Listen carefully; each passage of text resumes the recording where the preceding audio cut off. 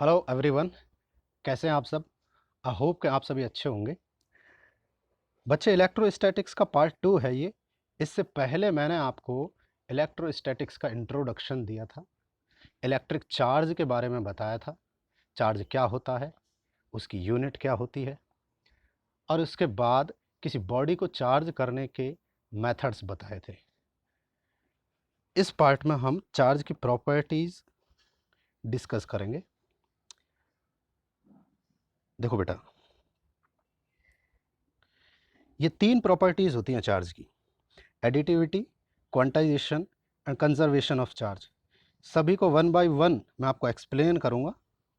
बहुत सिंपल सा है। एडिटिविटी में बताता हूं।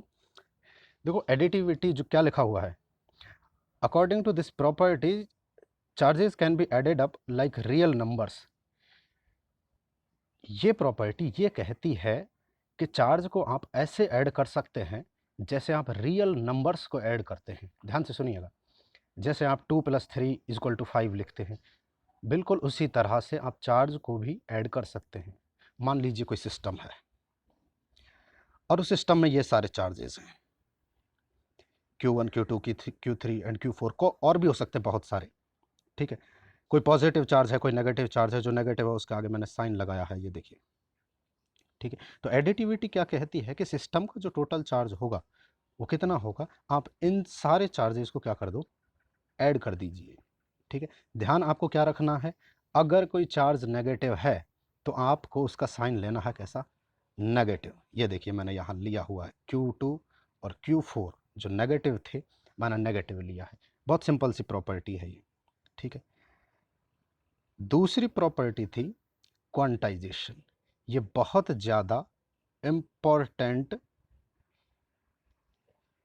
प्रॉपर्टी है। देखिए, पढ़िए क्या लिखा हुआ है। The total charge of a body is integral multiple of charge of an electron. मैं आपको समझाता हूँ क्या कहती है प्रॉपर्टी। प्रॉपर्टी कहती है कि किसी भी बॉडी का जो चार्ज होगा वो इंटीग्रल मल्टीपल होगा किसके चार्ज के, इलेक्ट्रॉन के चार्ज के। मान लो ये कोई बॉडी है जिसका चार्ज था Q। ठीक है, क्वांटाइजेशन कहती है कि टोटल जो चार्ज होगा वो इंटीग्रल मल्टीपल होगा। अभी मैं इस बात को आपको समझाने वाला हूं जो मैंने अंडरलाइन की है, इंटीग्रल मल्टीपल। सीधा सा फॉर्मूला लिख दिया, एन नंबर है, इंटीग्रल नंबर है, मतलब 0 होगा, 1 होगा, 2 होगा, 3 होगा। नंबर ऐसा नहीं होगा 1.5, 2.5। जो नंबर होगा वो पूरा पूरा होगा, इसीलिए ये वर्ड लिखा गया है इंटीग्रल। मल्टीपल मीन्स मल्टीप्लाई होगा किसके चार्ज का, इलेक्ट्रॉन के चार्ज का। फॉर्मूला बनाया एन इंटू ई, इलेक्ट्रॉन के चार्ज का मल्टीपल होगा किसी भी बॉडी का चार्ज। ये कोई बॉडी थी जिसका चार्ज मान लो Q था। एन क्या है, नंबर ऑफ इलेक्ट्रॉन्स। उन इलेक्ट्रॉन्स का नंबर है जो बॉडी ने या तो गेन किए हैं या लूज किए हैं। देखो, कोई भी बॉडी चार्ज जब होती है जब वो या तो इलेक्ट्रॉन गेन करती है या इलेक्ट्रॉन डोनेट करती है, इसीलिए एन लिखा है नंबर ऑफ इलेक्ट्रॉन्स। और ई इलेक्ट्रॉन का चार्ज है 1.6 इंटू 10⁻⁻19 कूलम। ठीक है, अब देखिए ये जो फॉर्मूला लिखा हुआ है Q is equal to N E, इसमें मैंने बोला है कि Q जो है वो नेगेटिव या पॉजिटिव हो सकता है। सीधी सी बात है, अगर बॉडी इलेक्ट्रॉन दे रही है तो वो बॉडी पॉजिटिवली चार्ज हो जाएगी, अगर इलेक्ट्रॉन ले रही है तो बॉडी नेगेटिवली चार्ज हो जाएगी। अब इस क्वांटाइजेशन को मैं आपको एक्सप्लेन करता हूं। देखिए, कोई भी बॉडी जब चार्ज होती है, जब वो या तो इलेक्ट्रॉन लेती है या देती है। इसमें वर्ड लिखा हुआ था इंटीग्रल मल्टीपल, वो मैं आपको समझाने वाला हूं। ये बॉडी थी अनचार्ज्ड। ठीक है, मान लो ये इलेक्ट्रॉन लूज कर रही है, दे रही है, डोनेट कर रही है। मान लो इसमें से एक इलेक्ट्रॉन निकल जाता है, दो निकल जाता है, या तीन निकल जाते हैं, तो इस बॉडी पे कितना पॉजिटिव चार्ज आ जाएगा। अगर एक निकला है तो एक इलेक्ट्रॉन के बराबर, दो निकले हैं तो दो इलेक्ट्रॉन के बराबर। लास्ट क्लास में याद कीजिए, मैंने बोला था किसी बॉडी का चार्ज उतना ही होता है जितना वो इलेक्ट्रॉन लेती या देती है। अगर वो इलेक्ट्रॉन लेती है तो नेगेटिवली चार्ज होगी, अगर वो इलेक्ट्रॉन देती है तो वो पॉजिटिवली चार्ज्ड होगी।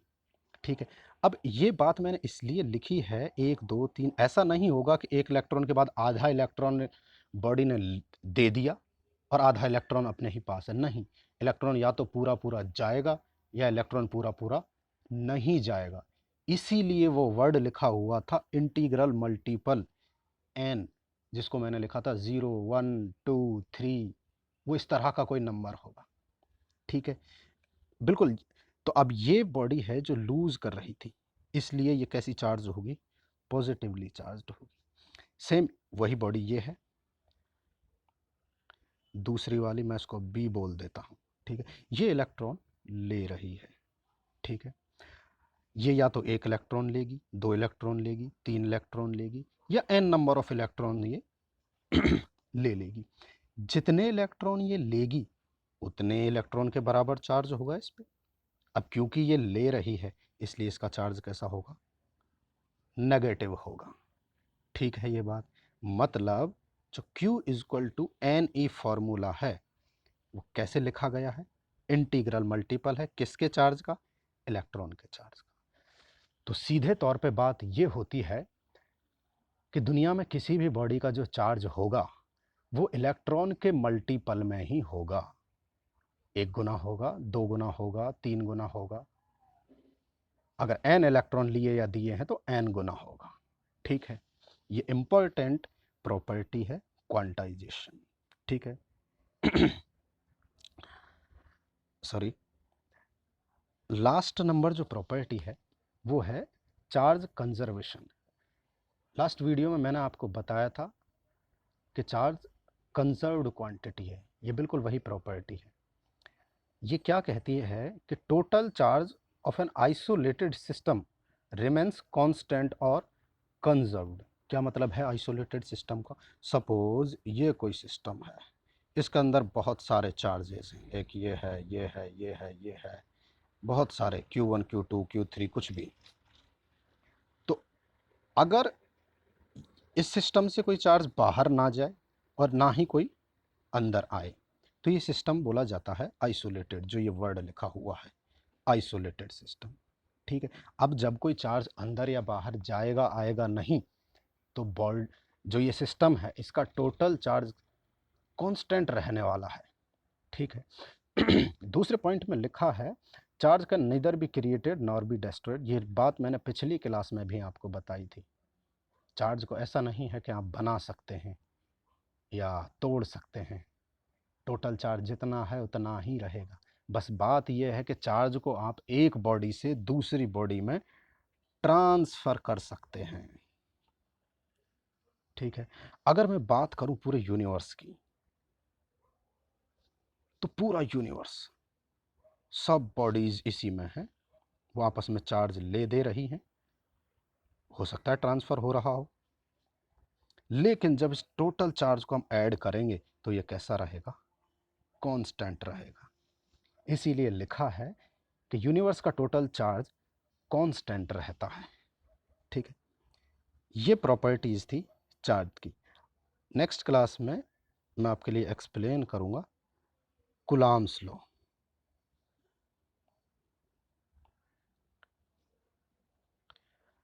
Okay, thank you.